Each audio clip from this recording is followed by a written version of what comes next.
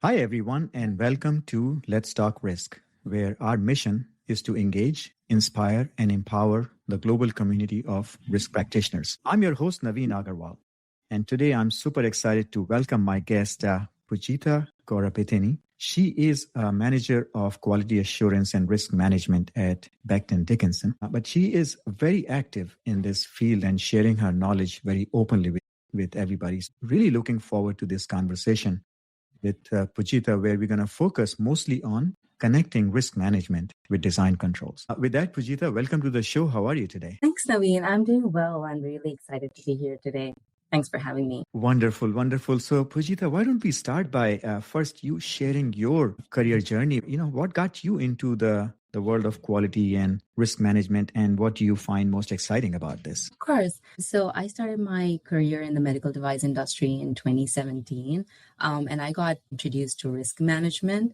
And I've been passionate about the whole concept of risk management ever since. It makes me motivated to come to work every day to ensure that we're looking for patient safety and patient safety first thought process every day in everything that we do really motivates me to come to work. And I think that's the concept that kept me going. And I've been doing risk management ever since for most of my career since 2017. I like to learn more about it. I am learning more about it every day. And I hope I share my thoughts and expect feedback from everybody too. Wonderful.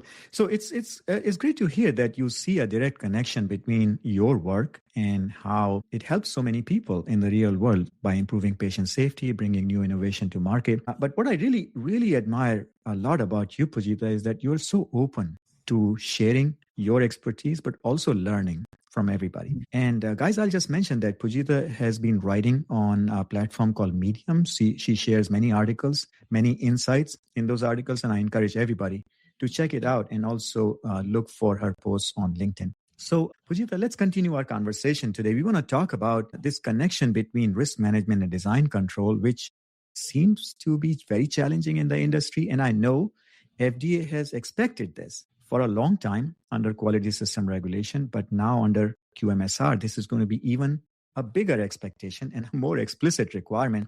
So first off, I want to start by asking you, where have you come across the biggest challenge when you begin to find this connectivity between risk management and design controls? Yeah. So like you said, risk is expected to be the backbone of decision-making across design, production, post-market processes.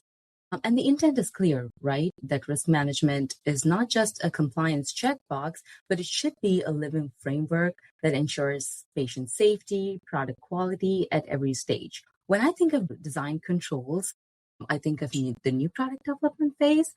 And I think most manufacturers, or at least in my experience, have some level or degree of understanding and rigor when it comes to design and development phases of product lifecycle, but there are still some gaps in this area. So what I'd like to really focus on is how risk management is often overlooked during sustaining engineering processes. And I can talk about why that matters too with some examples.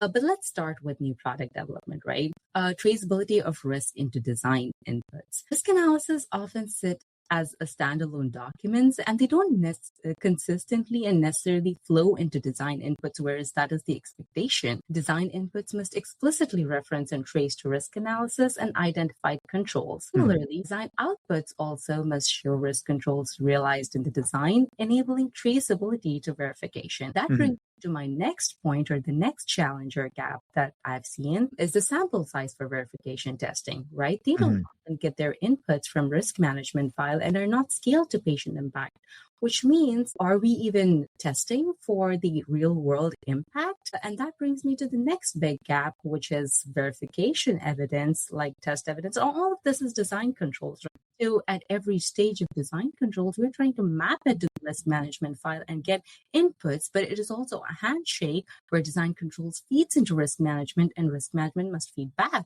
into design controls for decision making. So there are a lot of, so it looks like there are a lot of connecting points and interactions between these two processes. And, a lot of colleagues who attend our Let's Talk Risk sessions, I think intuitively understand this, and they are definitely a little bit more advanced in their understanding. And we realize that this is how the system should look like and this is how it should operate. But in practice, it is not happening. So can you just share your personal experience about why you think these challenges and gaps exist in practice? What are some of the barriers that you have come across? Right. So let me give you some examples in sustaining engineering, which also follows the design control process. But are we adequately assessing for risk as we're doing these sustaining engineering changes? Are we really integrating risk management with design controls? Because that's where the gap's even larger. There's some level of understanding when you design, develop, and put your product out the door. But what happens when you're maintaining it and you're making sustaining changes on it continuously? Are you assessing it for risk? There are some examples like from work, which I could probably leverage. There was a PCB end-of-life component that we were changing on our device. Oftentimes, there's the design controls process. You go through it in initial planning. There's a whole DHF checklist. You have to fill it out. And at that point of time, there are all the cross-functional teams or the core team making decisions on whether there are updates needed, what are going to be re-verified, retested. Are there going to be any spec updates, for example? And then there's also going to be a section for the risk management file, right? Is there going to be a risk management file update? Oftentimes, I've seen quality engineers or risk management not be a part of this process and oftentimes justify it as a like-for-like component replacement and not thoroughly risk assess it. So one of the projects our team, along with R&D and quality, we identified that there was a component or a specific ferrite component on the PCB that was different than the other PCB that we were replacing it with. So we went back to our FMEs, to our bottom-up documents, identified the gap, assessed risk, or identified that failure mode, and then fed it back and reassessed what it looks like in our hazard analysis. Is there any impact to patient? Are our controls sufficient? Are we verifying them adequately? Are we verifying for the right hazardous situation? And we address that gap there. It's just a great example, Pujitha. Let's pause here for a moment because I think what I'm hearing you say is first we have to improve the collaboration and active participation of quality and risk in the R&D space. Right? We have to do that. That's definitely seems to be consistent with what I've heard from other people. But the second thing you are pointing out is that we have to constantly challenge our assumptions. You made a point that many times we say it's like for like, so there's really no new risk.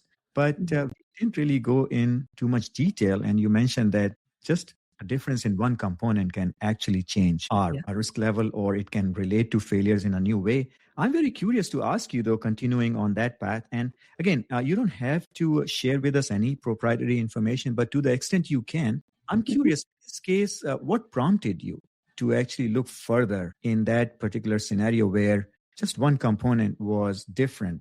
What was the trigger?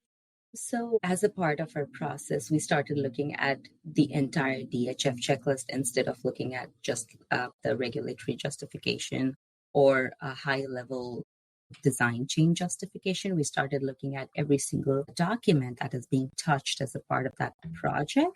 And we identified that there is something similar to a spec compare report that we also, actually opened up and looked at it at the time. And that's when we realized that there is this component difference, but hey, have we characterized this component in our FMEAs, in our bottom-up document? Okay. But so even I want to go a little bit further than that. What prompted that review in the first place? Was that part of your normal procedure, or was it prompted by some event that happened in the field? Oh, no. So it was part of our continuous improvement project. So we were continuously improving our procedure. Oh, that's great. Maybe proactively for sustaining engineering too, instead of having a blanket, no impact or risk justification. We were piloting this continuous improvement project where we went back and did a deep dive into every design change.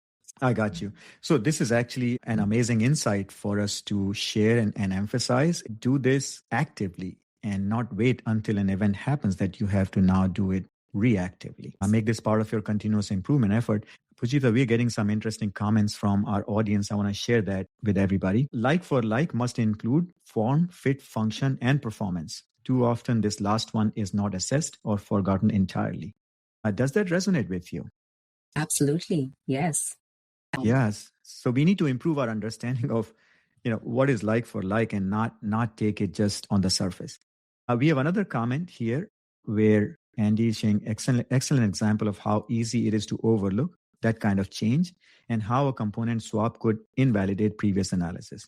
So thank you for sharing that, Andy. Pujitha, I want to ask you, so really what we are saying is that the best way to connect risk management with design control is sort of make this part of your operation, your kind of work culture, in a way that you have a continuous improvement attitude, you have a continuous improvement process that works, and there are resources assigned to that, and people are more diligent and active in that program. I'll be honest with you, many people are trying to do that, right? You look into any large organization, we have a continuous improvement function, we have this quality policy and a mindset, but still, let's peel the onion a little bit more and say it still doesn't work very well. So share with us a little bit more about your experience, about what might be more helpful to make these continuous improvement programs a lot more effective. Right. And a couple of challenges there immediately that came to my mind in my experience with all these design change projects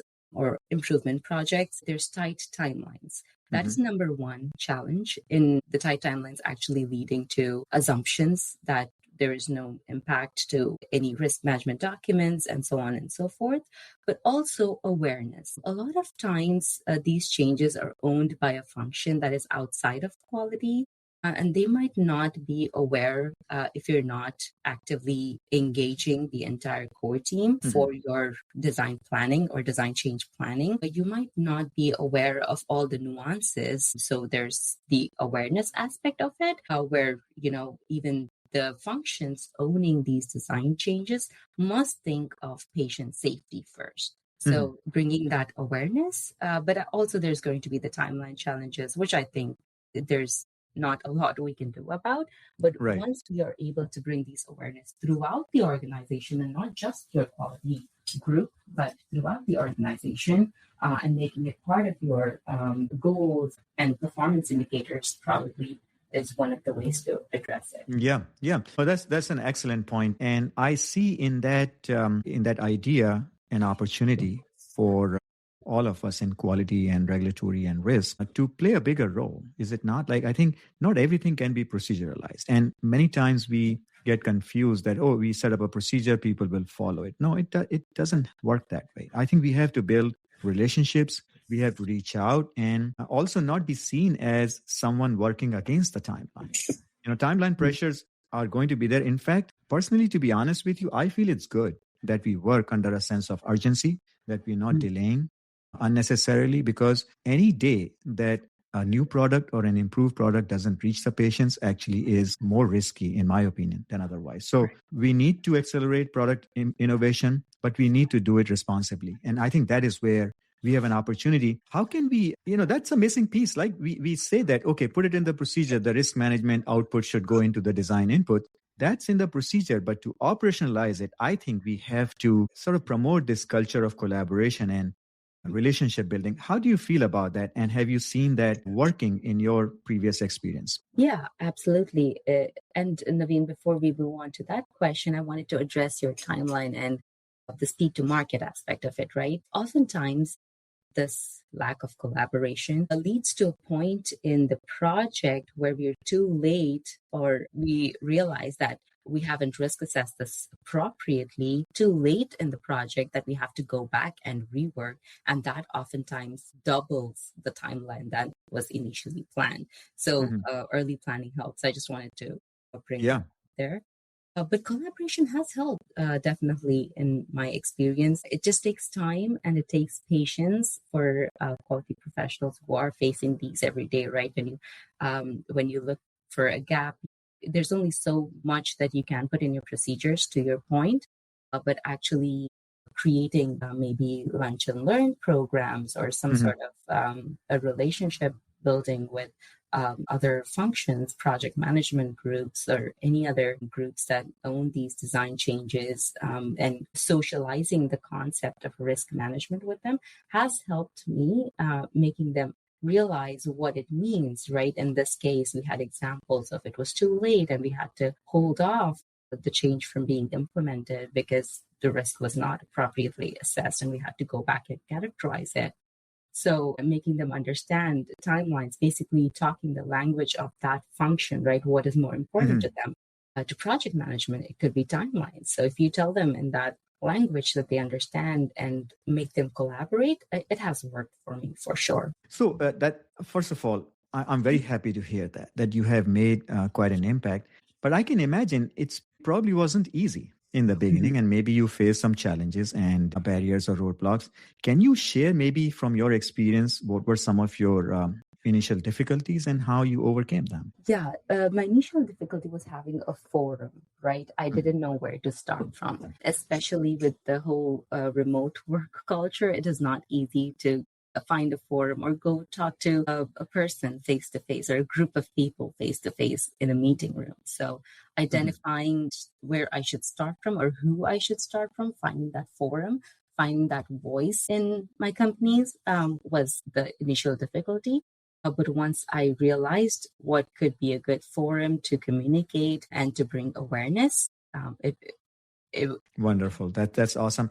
And I think that is where a little bit of patience comes in handy, and we cannot be in a rush. We cannot be seen as adding more work. Like, who wants to do another lunch and learn when there is such a tight timeline and we have too many meetings already? So we want to create first an environment where these kind of conversations can happen. And I think that takes a little bit of leadership on our own part. It's challenging, but also a lot of opportunity. So guys, as you are participating in these conversation, first of all, thank you. And if you're joining just now, we are having this very informal and casual conversation with my guest Pujitha today about improving this connection between risk management and design control, both new product as well as existing products. So make sure you participate and share your questions and comments. If you have any specific topic in mind that you want to talk about today, we can include that. We still have plenty of time. Or a comment that you want to share. For example, we have a wonderful suggestion here, which talks about, I would recommend utilizing the DMA-DV process too where appropriate. Yes, these are excellent techniques. Thank you for sharing. Andy is also sharing that safety culture feels undervalued. A process is easy to produce and refine, but values and culture must be fundamental. Yes, Andy, absolutely a great point. I will add to that, guys, all of us have a role to play in there.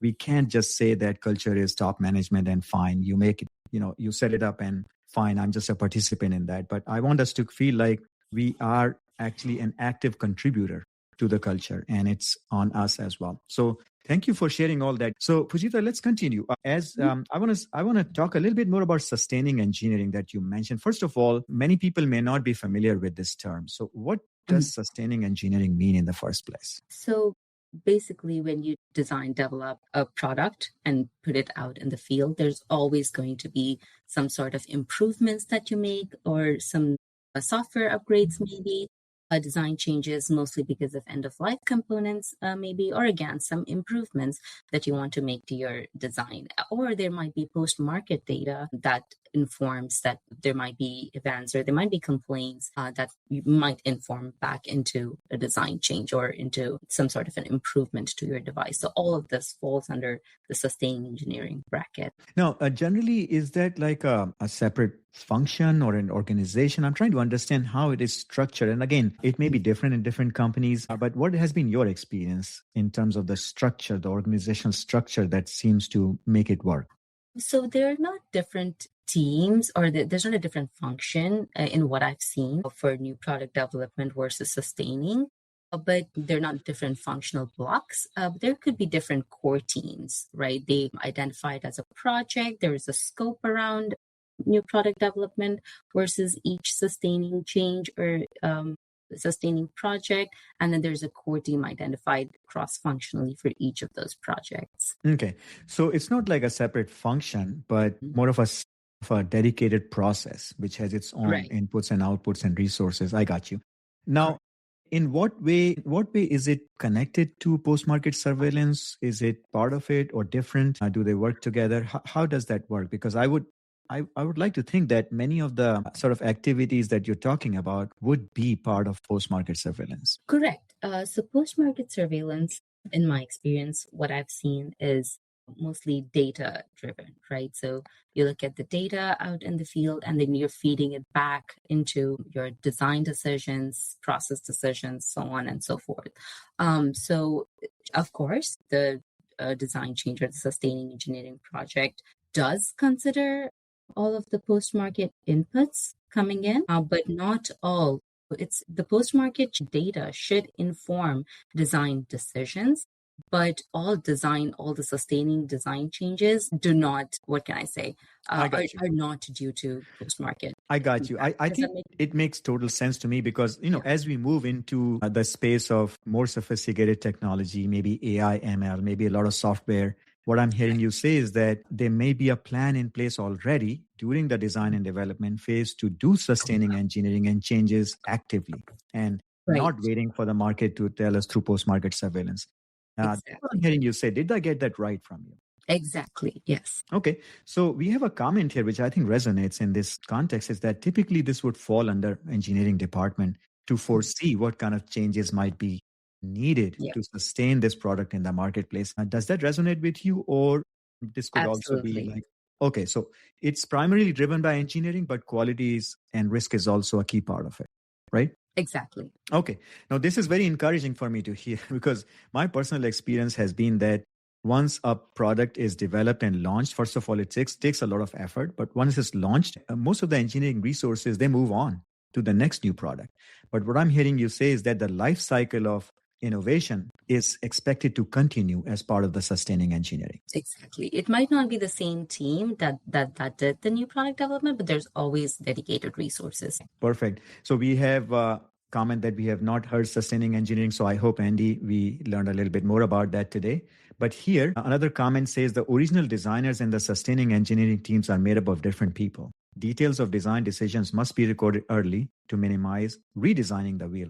Have you seen this issue in your experience, Pujitha? Details of design decisions must be recorded clearly to minimize redesign. Meaning like the people who are doing sustaining engineering are different from people who did the original development. Yeah, that's been my experience too. So not the same set of people that develop or are a part of the new product development activities are a part of the sustaining engineering. Usually there are different people, but the same functions, right? So there are different resources, but same cross-functional teams. Same cross-functional team. Yeah. But I think what this comment highlights is continuity of knowledge and making sure that how the original design was done is still visible to people who are doing sustaining engineering. Because, maybe third, fourth, fifth generation product no longer looks anywhere close to the original product, but still is supposed to perform safely and effectively. And this continuity of knowledge has to be there either through, written documentation or this, what you call tribal knowledge and communication and collaboration. All that has to be sort of considered in maintaining that continuity of knowledge. Absolutely. So go ahead. And preferably documentation rather than tribal knowledge, right? You would want that traceability. Of course, I actually don't disagree with you at all. What I would say is as we progress into this new world where we will be expected to work even at a much faster pace, we have to rethink our concept of documentation. It doesn't have to be like a piece of paper. Documentation can be in many different formats, and we can deploy a lot of tools to extract knowledge out of that. So yeah, absolutely. And we can have more conversations about that, but I want people to start thinking about the D word, as I like to call it, which is, not many people outside quality regulatory really appreciate that D word. Let's start speaking the language differently. And we can say, hey, we are just here to think about how to capture knowledge for continuity, and let's be creative about it. So, Pujitha, what a wonderful conversation already. Time flies. We're almost at the end of our 30 minutes. I want to give you a couple of minutes to just process your thoughts and think about a couple of key points that we can share as takeaway points. In the meantime, guys, I will share a few announcements with you. 2026, as you know, is going to have a very significant event very early in the year in our world. The QMSR is going to become effective. It's not a soft deadline. There is no grace period. It is happening. So we need to be ready with that. And to help us get ready, I actually have a dedicated set of content on our Let's Talk Risk Substack under QMSR compliance. So I invite you to take a look at that. We are talking about many different topics which are relevant for QMSR. especially from a risk management point of view. So check it out and let me know what's on your mind. What would you like to learn more about and what I should be focused on? With that, Pujitha, floor is yours. Please share a couple of key takeaway points today. Sure. Yeah. So in summary, the integration of risk management with design controls is still evolving. In new product development, the gaps could be traceability, verification, identifying your CTQs appropriately, and how that integrates with the risk management file. On the other hand, in sustaining engineering, it could be risk reevaluation and effectiveness checks during design changes. With the QMSR, like Naveen said, it's fast approaching. By embedding this risk-based approach, it's meant to close these gaps. It challenges to move beyond documentation, ensure that risk truly governs design change and feedback loops. And that's the cultural and operational shift that we talked about today. And that's where the industry must embrace to align compliance and patient safety. Wonderful. Thank you for sharing that. And I think, guys, that offers us an opportunity, right? It's challenging, but it's also a huge opportunity for all of us. With that, Pujitha, thank you for taking the time and sharing your insights with us. And thanks to everybody who joined today. Thank you.